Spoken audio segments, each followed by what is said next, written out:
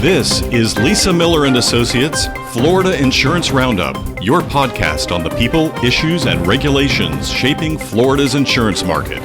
Now, here's Lisa Miller. Welcome, friends, to the Florida Insurance Roundup. As always, we're bringing you the conversations that matter most at the intersection of insurance, disaster recovery, and public policy with real-world impact.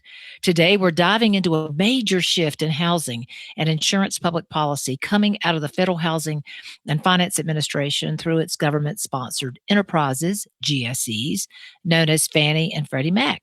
Fannie and Freddie together buy or guarantee most of the home loans in the United States. The major policy shift are new guidelines that, among other things, allow roofs to be insured on an actual cash value basis instead of requiring full replacement cost. Now, some of that sounds technical, but it has very real implications for homeowners, condominium unit owners, condo associations, lenders, insurance companies, and realtors. So here's the backdrop. On a regular basis, I would get calls from insurance agents saying that the mortgage company was rejecting a policy from a homeowner's insurance company that had ACV, actual cash value, on the roof. And they would ask me, what do I do? And we would have conversations and do whatever workarounds we had to do to get the mortgage companies to accept the insurance as valid. And across the country, especially in Florida, until our reforms took place, for many of you that have been following our podcast, and you can listen about those reforms and the great things that they have done for our insurance market, we saw rising property insurance premiums, reduced carrier participation, and lots of pressure on housing affordability. At the same time, federal housing regulators have been hearing from lenders, insurance companies, and real estate professionals that these rigid insurance requirements were making it harder to close loans and harder for Floridians and others in the country to buy homes. So in response, and after some hard work by our guests today, who were integral in getting these guidelines across the finish line, Fannie and Freddie have introduced more flexibility in these types of coverages. And the key changes are that homes must still be insured at replacement cost value. In fact, that's part of Florida law. But roofs now can be insured at actual cash value. And in Florida, of course, many of you are listening across the country, Florida allows insurance companies to offer a homeowner's insurance policy with actual cash value, but they cannot require it or mandate that. So homes are typically defaulted to replacement cost value roofs. This is a big deal, folks, and because ACV policies are cheaper, they can also pay less at the time of claim, factoring in depreciation. It's like auto insurance. If your car's totaled, you don't get the money to buy a new car. You get the cash value of the car prior to the accident. So here's where Florida is unique. Remember, I said that Florida law requires homes to be insured at replacement cost. And there was actually a move in our legislative session for condominium owners. The condo associations and their leaders pushed really hard to allow actual cash value to be the norm. And that legislation was not successful. But I want you to think about the tension and the trade-off between actual cash value and replacement cost value. Is it affordability versus adequacy? Is it availability of coverage versus financial protection?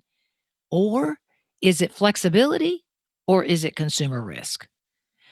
These important changes specific to condo master policies is a major game changer. It's a big deal after the 2021 Surfside collapse and the tough times in markets that condo associations have faced since then. Now, Florida has in law that milestone and building inspections and maintenance reserves have to be adequate, with a lot of details in that law. But this could, again, be a game changer for this market and the residents in these condo associations. So with that, today on the Florida Insurance Roundup, I'm joined by two incredible leaders who have each played a role in shaping and responding to these changes and driving these changes. Their consistent messaging of how these will help the market was what pushed these across the finish line. And I have the privilege of introducing Danielle Blake. She is a respected leader with the Miami Association of Realtors. That's the largest realtor association in the country. She brings her real estate and transaction perspective, and she is the chief of residential real estate and advocacy. Danielle, welcome. I'm so thrilled you're on the show. Thank you, Lisa. Lisa and I have known each other for years, and I'm very honored that you asked me to join you today. Thank you. You're welcome. It's a privilege. And also joining us is Karen Collins with the American Property Casualty Insurance Association. We all know it as APCIA, and it's an incredible organization with a rich history that's been deeply engaged with federal policymakers on these reforms. I have followed their letters and their advocacy all through this journey. And Karen is the vice president property environmental issues, emphasizing risk mitigation and resilience. Karen, I'm so happy you're with us today, all the way from beautiful California. And we know that the impacts that you and your association have made are going to be a great thing for our policyholders, insurance companies, and consumers. Welcome, Karen. Thank you. It's so great to be here and be part of this conversation. Thank you, Karen. So I'm going to start with you. You and your colleagues have been very vocal about this need.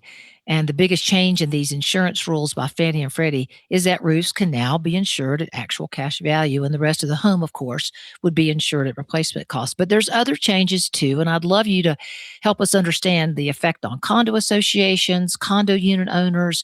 Just what's your perspective about how groundbreaking this is, Karen? You are absolutely right that really allowing roofs to be insured on an actual cash value basis is that headline change. But it's actually part of a much broader set of updates aimed at restoring flexibility and really practicality in the mortgage and insurance process. First, it's really important to emphasize that, again, the core structure of the home still must be insured at replacement cost.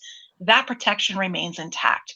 What the GSEs did was recognize that certain components, like roofs, have been driving a disproportionate share of losses, really, especially in wind and hail exposed states, and that insurers and consumers need more options to manage costs without walking away from coverage altogether. Now, beyond roofs, there are several important changes for condos, which is especially relevant in Florida. For those condo association master policies, the requirement to ensure building replacement cost value, that remains, but the rules now allow extended replacement costs, or in some cases where available, guaranteed replacement cost endorsements to satisfy the documentation requirements. That means associations don't have to jump through the same costly and operationally challenging replacement cost value processes that were previously required. And the GSAs also removed the inflation guard requirement for condo master policies and simplified how per unit deductibles and HO6 coverage for those individual units are treated. So together, these changes are just really intended to reduce friction for condo boards, lenders, and unit owners, while still maintaining expectations around adequate coverage and financial responsibility. So really, from our perspective as the insurance industry, it really was a correcting the course from that 2024 guidance, which very well intentioned, but was creating a lot of real world problems. And so this strikes a much better balance between affordability, protection, and market realities. Awesome, Karen. Thank you so much. And Danielle, from your perspective, as ensuring that folks can get into their homes or their condo units, what do you see how this flexibility is going to help the market? And do you think there should be a level of disclosure, either at the insurance agent level, at the buyer level, about this new added feature? And we talk about it providing flexibility, but it also, of course, provides affordability. Danielle? Yes, Miami Realtors, we've always pushed for transparency. I'm glad that you brought up that word, Lisa. Just to go back to an awful incident that happened, but kind of sparked all of this change is the building that collapsed in Surfside and the change that we've seen since then. You know, even before the building fell, we have advocated for transparency and accountability, but access to documents are really important. And that comes in with even these insurance changes. What type of coverage does that building currently have? There's always been a focus on the reserves and making sure that you put enough aside for the reserves. And that was the primary reasons why we were hearing buildings were not being approved for full review. But in the last year, that has changed to insurance. And we're hearing that, if a building increases their deductible to something more than 5%, let's say they go with a 10% deductible to save on that annual premium, that's an automatic disqualifier for Fannie and Freddie. So we have definitely started to receive more of that. And we're hoping that there's more transparency so that when a buyer is coming in, they can receive that information up front. That's awesome. And how does this permeate the realtor community, Danielle? Are the Florida realtors or the national realtors providing education courses? Because we have a lot of realtors, contractors, adjusters. There's all kinds of people that listen to our podcast. How do they learn more about how to properly advise their customers? I know that y'all have tremendous outreach program We initiatives. yes, we've done a lot to educate our members, and we're excited to partner with Miami-Dade County. They created a database shortly after the building collapsed, and that allows a anyone. It doesn't have to be somebody who's under contract, and I think that's a very important distinction in Florida law. Is the way that the law is written. Only prospective purchasers are entitled to that information, including insurance or where the budget stands. And so a a prospective purchaser has to be under contract before they're entitled to those documents. So what Miami-Dade County has done is kind of flip that around. Everything is due to the county by February 1st, and that makes all of the documents transparent, open to the public, including the budget information, the insurance, everything is there so that a buyer can go in and find out. Really, this is why it becomes important for realtors and how it comes in. If we have a buyer and they only have, say, 10% to put down, in limited review and full review, I'm going to talk about those two different programs for a moment. Under the full review, which is the best way I describe it, is there's 25 different boxes that you have to check. If you can check all of those boxes, then your buyer can get 97% LTV, loan to value. So they would only need to come up with 3%. If a building does not put enough aside in their reserve account, for example, so it's fewer boxes that they have to check off, that's called limited review. And in 49 other states, then the purchaser could get 90% LTV, so they would have to come up with 10%. In Florida, it's 75% LTV, so they need to come up with 25% or get a second mortgage on that property. That's why buyers care and our members care so much about getting access to those documents. They're trying to figure out what type of financing they're going to qualify with Fannie and Freddie. It's a big deal. One more thing that the letter does for Florida specifically, it removes those geographic restrictions. So when we were talking about, the limited review and the limited boxes that you have to check, Florida, by eliminating limited review, Florida is now in line with the rest of the country. So again, that was one of the positive things that came out of the message. It is a big deal, and I had no idea that that platform was available in the Miami-Dade area, and I'm sure Karen's taken copious notes for our insurance companies. One of the things that I shared, both Karen and Danielle, during the debate about the safeguards and things that were put in place when the legislature here in Florida passed the, quote, condo law and the changes to Chapter 718, was I was hopeful that instead of these milestone inspections, right now the law requires that they're posted in the clerk of court of the county in which they're performed, which if you're an insurance company underwriter, that doesn't do you any good. And I push so hard to try to get there to be a master database across the state of these milestone inspections so that an underwriter that works for a commercial insurance company could easily see what's going on. But I was not successful in that. So it sounds like Miami-Dade has taken things in their own hands. Are you seeing that being critically acclaimed, if you will, Danielle? People are using this database and finding it helpful? 100%. 100%. We make it easy for our members. We put a tab on their dashboard that they can go into. It takes them straight there. They can search by name of the association. And I also want to point out this is not just condos, it's condos, homeowner associations, and co ops. So Miami Dade County has very close to 4,500 in there. And you go into any one of them and you'll see 50 or more documents that have already been posted since they implemented this around, it passed in February of 2022. And that time frame is when they passed it, and then they gave 1 year to implement it. So by February 1st of 2023, it was implemented. So just over that 3-year period, they now have a 3-year history of the budgets on that, the insurance, all of that information there. And anyone can go in and use it. It's wonderful. We are pushing for this in Broward County and hoping to take it to other counties that have a high concentration of condominium buildings. Florida could take a page out of Miami-Dade. So, Karen, you in your role with APCIA, representing some of the United States' most incredible insurance companies, those that are keeping their promises every day to policyholders, what are your thoughts about how you heard Danielle talk about transparency.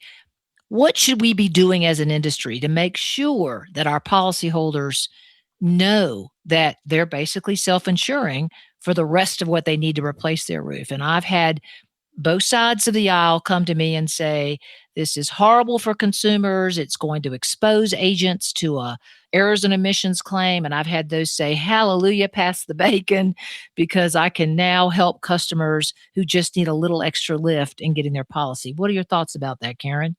So I think it's important to understand the backdrop that the insurance industry has been facing first. We've seen insurers absorb record losses from severe convective storms, hail, straight line wind, tornadoes, and really that's been a big driver of product design changes and affordability pressure. If you look to, for example, Swiss Re, they've noted global insured losses from severe storms were about 50 billion in 2025, and really that's the third costliest year on record, right after 2023 and 2024. We've had an onslaught of just rising insured losses, with the US being the dominant share of global insured catastrophe losses. And so when you look at that loss environment and the approach by the GSEs to require replacement cost settlement across the board, layering on all these additional operational verification requirements, it really creates unintended consequences, higher costs, fewer compliant options, and real friction in closing loans. Roofs are absolutely at the center of today's property insurance challenges. We have seen roofs specifically become one of the biggest loss drivers. What we've seen from research is asphalt shingle roof coverings are on nearly 75% of single family homes in the US. And research from the Insurance Institute for Business and Home Safety, known as the IBHS, they showed that roof vulnerability can increase materially as early as 8 to 10 years after installation. Even though we often see consumers hear, the advertisement of roofs is like it's a 20, 25-year roof, but we're seeing these losses as early as 10 years. So from an insurance standpoint, treating roofs the same as the rest of the structure really ignores that reality. So we've seen insurers increasingly use things like roof schedules based on the age of the roof, or ACV endorsements to reflect that depreciation and condition. It's not meant to reduce coverage, but avoid homeowners insurance turning into what could otherwise become a warranty or maybe a maintenance program. When losses are consistently that high, insurers have three choices. They can raise premiums, tighten underwriting, or reduce participation.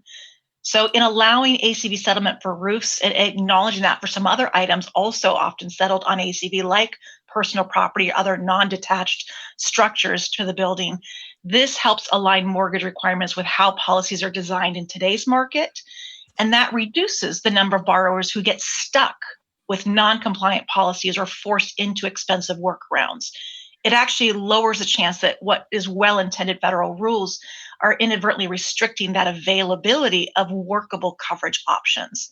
So the concerns are very understandable, but this is where you just have to really focus on consumer education and choice, and making sure that people are informed of what these options are, how they work, how they're priced, recognizing that we don't want to have only options that are unaffordable or having people forego insurance altogether. And that creates other issues in the marketplace. So the way I see it and hear you talking about it, Karen, is that this actually can promote a healthier market, which benefits consumers overall. We are pivoting, if you will, and it could not come at a better time in Florida, because we are coming off of a very tough few years where the market was shrinking. We had consumers that were begging for coverage. They were not able to find coverage. It was pretty bad here in the 21 to 24-ish segment. So this change is going to continue to fuel this market in Florida. I want to ask Danielle, because if I think of an insurance agent and I think of a real estate agent or a realtor, which is the copyrighted term, the coined term for those that are part of an association, both of these players, if you will, in the home transaction, buying and insuring, I think have the key duty to disclose. I have the privilege of representing the professional insurance agents of Florida. We've spent hours discussing how agents can reduce their risk of being accused of not informing the consumer that they've bought a policy with actual cash value. Everything from having a consumer sign a statement, handwrite a statement. I understand that I will only have X coverage on my roof. What are some of the things you're advising your members, Danielle, to make sure that they're covered when this topic comes up and that somebody doesn't come back to them and say, "You never told me"? Yeah, from a disclosure standpoint, I mean, that's mostly hired to the state. We have state contracts, and I know the Florida legislature came, it was October of 2024, and passed mandatory disclosure language for sellers. If their property had previously flooded, they now have to disclose that. So we do kind of defer to the state. They handle all of the contracts there. So from that particular perspective, it's handled at that level. That's good to know because I think between the insurance agent and the realtor having the discussion, if you will, with a homeowner that says buying a home is a huge responsibility. Keeping your roof intact so that after 8 or 10 years you have a shingle roof is the most Mhm. important thing you can do as part of home ownership. And I'm with you, Karen. I think it is misleading that we see advertisements of a 30-year shingle or a 25-year shingle, roof shingle, when in Florida in August, sustained heat can feel like and heat up those roof shingles 110, 120 degrees. And I heard you mention, Karen, the Institute for Business and Home Safety. They presented along with the commissioner at a panel session in January and early 25 about shingle versus metal roofs. What are you seeing the market moving toward? Are we moving away from shingles? Are we, what is the best roof, if you will, when it comes to making sure your home is secured? What are your thoughts about that, Karen? The options that are in the marketplace, as you noted, all of it, it comes down to good consumer education. Agents, insurance agents, real estate agents all play a very pivotal role now more than ever. Um, we've seen, as mentioned, ACV isn't just a technical distinction. It changes what the consumer can expect at the claim time. We want to see more clear explanations, side by side comparisons, and documentation. It shouldn't just be agents walking through, here's the premium difference, but what that coverage trade off is. And that also needs to talk about the or include mention of the resilience side of that conversation, not just the upfront coverage, but how these products actually are working in the marketplace. IBHS has done incredible research on asphalt shingle roofs, and they have developed a fortified program that will help you with installing roofs that can be resilient to the point where they can withstand a Category 5 hurricane. And these materials and this research is all becoming increasingly available, but it's about how do the consumers hear about it. The best affordability strategy is really through fewer losses in the first place. And so the research that IBHS has done on impact resistant shingles and rating them individually by products in the marketplace, they now have all of that available for consumers to consider when they're choosing to put new roofing materials on their homes. All of that information is more than just the marketing. It's about giving consumers enough information to make informed decisions, both at the time that they're buying a home or when they're putting on a new roof as part of regular maintenance, or even at the time of a claim when they're having to replace a roof as part of the insurance claims process. All of these are touch points that allow us to put better products on that can reduce the impact of increasing losses. So all of that's critical to the conversation. Karen, thank you so much for that. I think the debate will continue about shingles, metal, tile, that we could have a whole podcast on that. I saw when I was reading the Fannie lender letter, as a matter of fact, and I'll throw this one to you, Danielle, there were some discussions about enhanced reserve study requirements and increased replacement reserve requirements.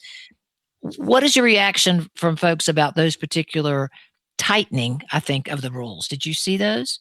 Yeah, we saw a lot of flexibility on the insurance side, and we've covered that in Florida. Definitely got a huge win on that. The more flexibility that you give us to comply and help us with affordability on insurance definitely helps. On the reserve side, I will say this, Lisa, and it went from 10% to 15%. So starting January 1st of next year, these condominium buildings will have to have a minimum of 15% going into a reserve account. Florida is in a great position to meet that number because of the changes that you had discussed earlier. We affectionately refer to these builds as condo 1.0, 2.0.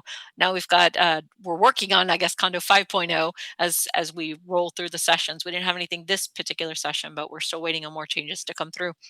And in that, I will tell you, they took a very smart approach. They didn't come in and say, we've allowed you to waive these reserves all these years, and now starting tomorrow, you have to fully fund everything.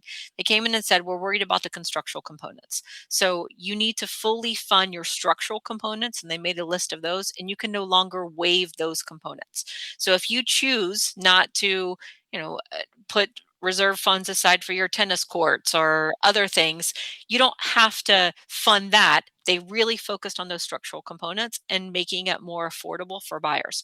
They've also, this past session in HB 913, which we call Condo 4.0, they also allow the condominium associations to tap into a line of credit. So you can go for the line of credit and then you don't utilize it until you need. And this was kind of a way to offset those costs for the years that you did waive the reserve and figure out a way to make up the difference on that. So I guess I will say this. If you are doing what you are supposed to be doing as what is outlined in the law, then Florida's in a very good position to have a minimum of 15% going into reserve account. What you asked about with the reserve studies, let's say that you've been doing what you were supposed to be doing and setting aside these reserves all along, you are fully funded, then you now can use that reserve study. You have to use the maximum amount, but you can prove that you have enough reserves there and you don't have to continue setting aside. So there's two different options in that. Again, those are all changes, and changes can be difficult, but we are in a really good position in Florida because of the changes we've made over the last 4 years to be in a good position to absorb this change and still be able to move forward with full review. That's excellent news. So here's some of my final thoughts. We reported in our newsletter probably 6 months ago, 4 to 6 months ago, the blacklist, the condo blacklist. And we estimated about 3,000 associations on that list, which basically was like having the red letter on your forehead, the scarlet red letter that you're just out of luck. You're not going to be insured. We don't like you as Fannie and Freddie. You're just in a bad place. And I'll ask this for you, Danielle, and then have Karen comment. Do you think, and there are those that have access to that. We've created a way for that to happen working with an IT person. They did not make it easy. Do you think it's going to make that black? You think they're going to make that black? Will that blacklist shrink because of this? I mean, you think about the number of condo associations that are on that list. How do you get Yeah. off it? And will this help?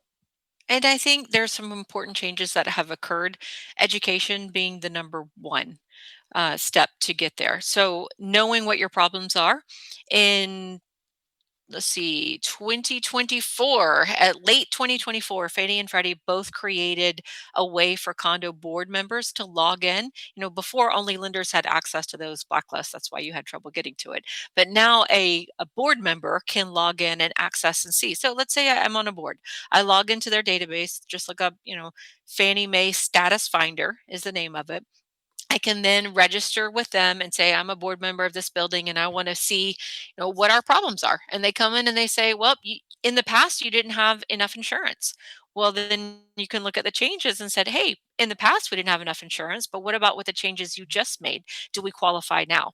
They want that dialogue. They're encouraging. Fannie and Freddie are both encouraging dialogue with these condo boards to say, hey, let's get there together. Let's see how we can do this. That's a very positive change, and we're moving in the right direction with that. Okay, you heard it here first, Karen. And from your perspective, with your insurance company members, they want to know who's on this blacklist. And so now we know that there are condo board members who might want to celebrate that they're coming off to the list and the underwriters that are reviewing these policies. In Florida, for example, we have about a dozen companies that write these big commercial association policies. They probably write, and I would say 5 of them write 90% of that business.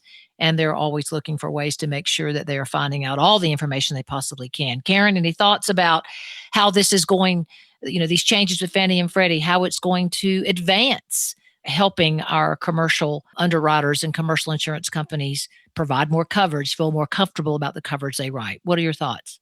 Yeah, no, this is directionally a very constructive change. If you look at it on one hand, again, the insurance flexibility and really around roof coverage and elimination of some prescriptive insurance requirements, all of that can help certain condo properties clear hurdles that were really just purely insurance driven.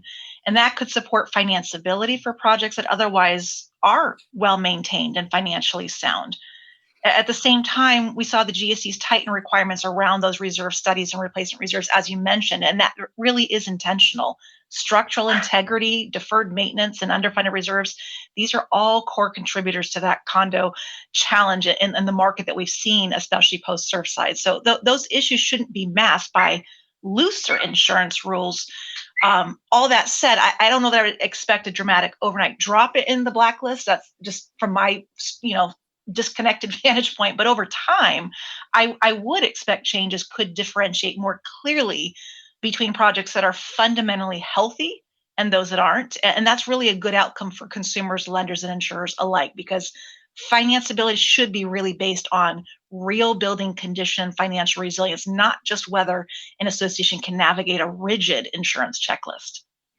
You heard it here, folks. If you're on that blacklist and you're listening over time, this may help you get off that blacklist. And with that, I want to close by thanking sincerely our two great guests, Danielle Blake, Chief of Residential Real Estate and Advocacy with the Miami Association of Realtors.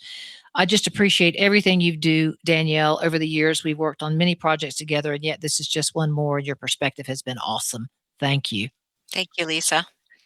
And Karen, all the way from California, Vice President for Property and Environmental with APCIA, the American Property Casualty Insurance Association, one of our incredible organizations that represents and advocates for our insurance companies across the country.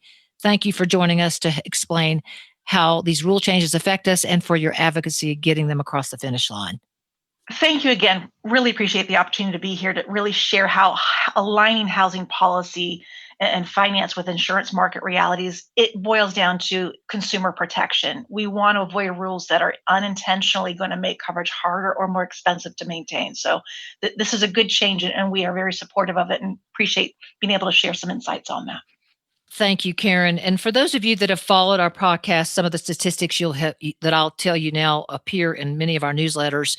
But, real estate and our growth are the economic drivers in Florida. We're expected to grow to 26 million people by 2030, and having available and affordable property insurance is a must. But I want to emphasize several things for our listeners. First, an ACV roof policy. The consumer will be knowingly accepting this coverage. And I think that is the function of our great insurance agent force and, of course, our realtors to educate the consumers at the time they're either insuring it or buying it, that these are options for them. Again, it's consumer choice. And, at the time of claim, depreciation will be applied. And that means that some consumers will have to come up with the rest of the money to replace their roof, and hopefully will have saved accordingly over time when the time comes. And you can't count on FEMA to make up the difference. That's just not an option. Sometimes less expensive insurance is better, for folks that are willing to accept that option. But again, it is an option, and it is a good one, I think, in my humble opinion. And I think our insurance agents are going to have real conversations, including education, transparency with a policyholder about the risk and the benefits of actual cash value.